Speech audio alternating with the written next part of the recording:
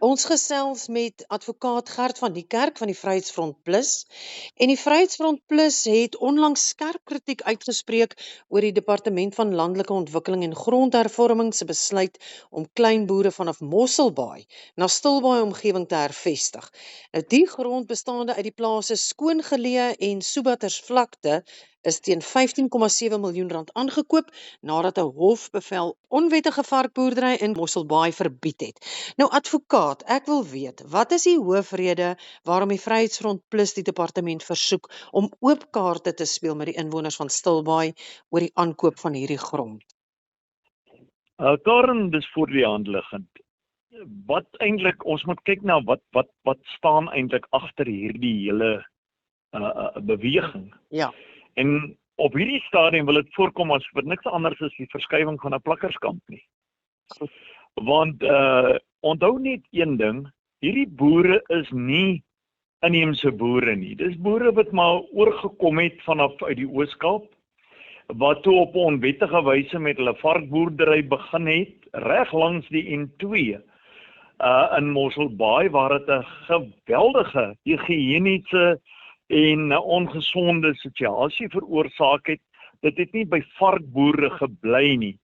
Daar is ook in 2018 was daar al reeds 'n opname toe die hofsaak begin het, oorspronklik om die mense daar verwyder te kry as gevolg van die munisipale bywette, gesondheidswette, die impak op die grond ensovoorts. En toe was daar al oor die 800 verskillende tipes van diere. Dis nou van bokke, skape, hoenders, tarantale, varke, hoofsaaklik varke, Ja. ensovoorts. En Karen, ons praat hier van 63 boere. Ja. Nou, so dit is nie min nie, nee. En die hofsaak, die uitspraak was al reeds in 2020. Met ander woorde, dis amper al 6 jaar gelede. Ja. Of ons is nou nie 6de jaar. En een van dit was natuurlik dat die departement moet alternatiewe grond eksploreer om te kyk om hierdie boere te hervestig. Nou het ek alreeds, maar ek kon dit nog nie bevestig nie, inligting gekry sedert ons persverklaring, dat daar wel grond in Mosselbaai omgewing beskikbaar gestel is en dat die mense geskuif was soontoe.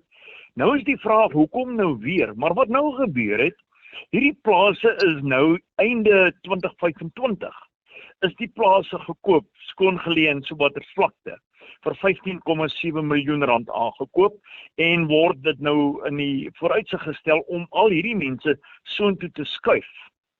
Nou, jy kan nie net mense en diere oornag skuif sonder dat daar nie 'n behoorlike beplanning is nie.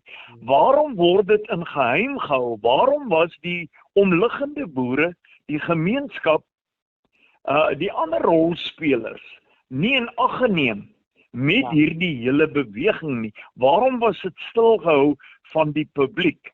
En dan net een antwoord, omdat die publiek in opstand daarteen sou kom. Hierdie twee plase, Karen, is waterskaars area.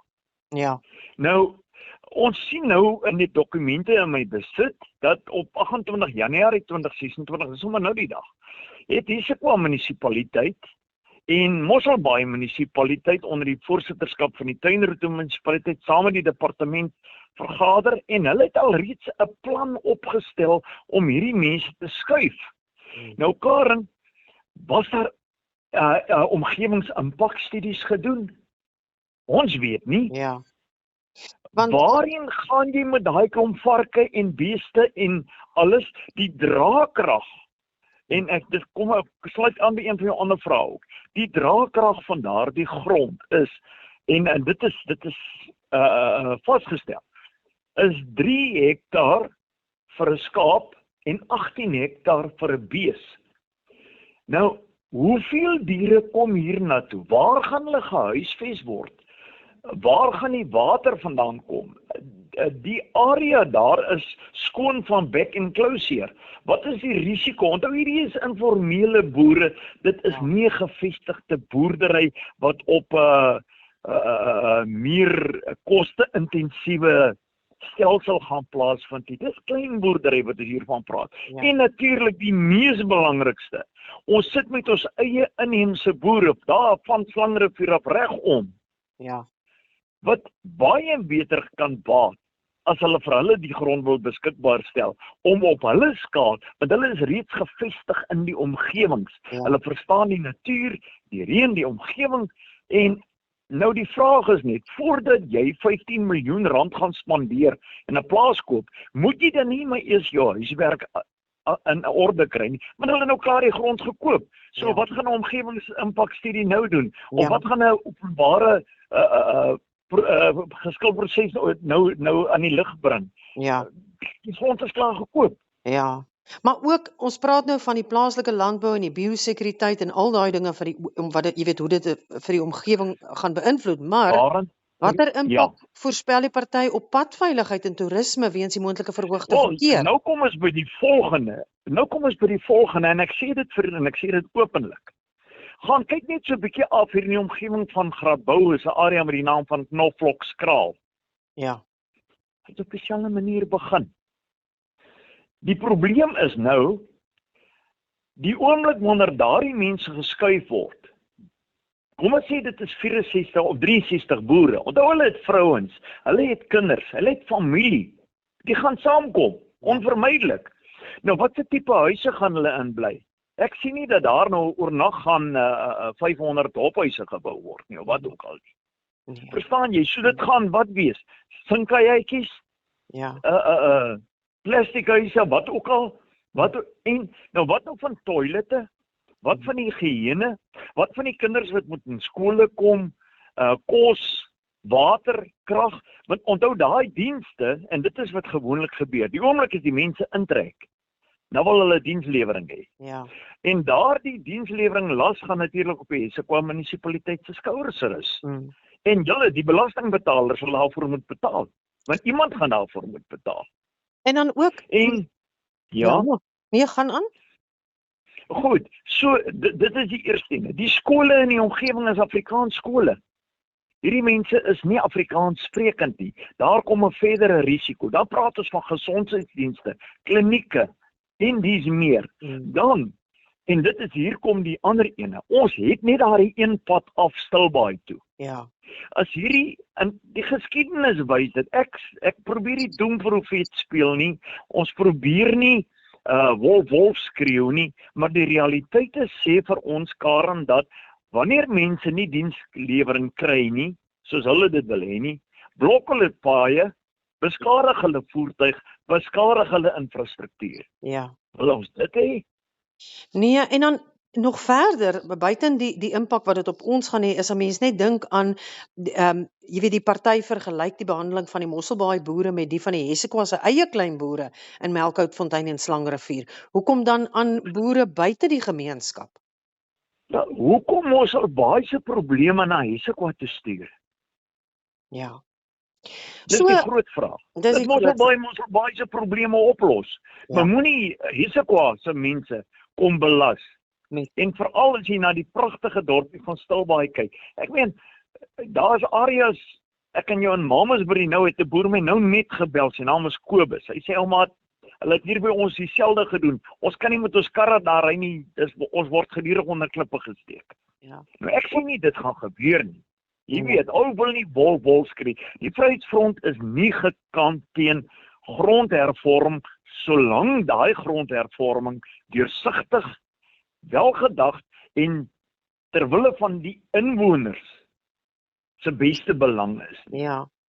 'n laaste vraag advokaat, watter spesifieke eis stel die Vryheidsfront Plus aan die departement voordat enige boere of vee na die plase verskuif mag word? Wel, ons het dit in ons persverklaring gesit. Want eerstens moet daar 'n ordentlike impakstudie, nog voor hulle die mense trek, moet daar 'n ordentlike impakstudie wees en daar moet vasgestel word hoeveel diere gaan op daai plek wees. En hoe gaan jy verhoed dat daar 'n oorstroming is? Want dit is vandag 63 boere. Volgende jaar is dit 363 boere. Die jaar daarop is dit nog meer. En sit jy met 'n plakkerskamp wat die hele grond oorneem, daar is nie plek vir die diere nie, en dit is net verdere ellende en wat ook al wat daarmee gepaard gaan. So, voordat daar nie 'n behoorlike impakstudie met beperkings ten opsigte van die boere geplaas word nie, sien ons nie hoe dit kan gebeur nie. Die tweede ene is, die boere in die omgewing moet ook geleentheid hê en die mense, die rolspelers, die inwoners, moet geleentheid hê om hulle menings te lig ten opsigte van dit, om na behore ingelig te wees. Luister, ons wil 'n georganiseerde boerdery hier op die grond bring, droom ek aan. Maar, en dit is soos dit gaan wees, hier gaan net soveel mense wees. Hoe gaan hulle beperk, dat daar nie meer mense kom nie? Hoe gaan hulle die infrastruktuur, die padveiligheid, rondloperdiere, die mense self behuis, huise vir die mense, krale vir die diere, voordat daardie goed nie alles in plek is nie, en dit na behore georganiseer word, en nie hierdie lukraak, jy weet, daar was vanoggend 'n vergadering in die Hesekwa munisipaliteit byvoorbeeld. Ons het 'n verteenwoordiger gestuur gesê, gaan luister net. Hy is die deur gewys deur die burgemeester, want dis nie 'n politieke situasie nie. Ek het nuus vir meneer Riddels van Hesekwa. Hierdie is spesifiek 'n politieke situasie. Dit is so. En vroeër of later sal hulle die deure moet oopmaak en sal hulle moet die mense in. Wat die Vryheidsfront sê is, wat van ons eie boere in Hesekwa?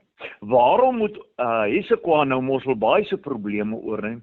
Kan die inwoners van Hesekwa daai verhoogde diensgelde en wat daarmee gepaard gaan, werklik hanteer?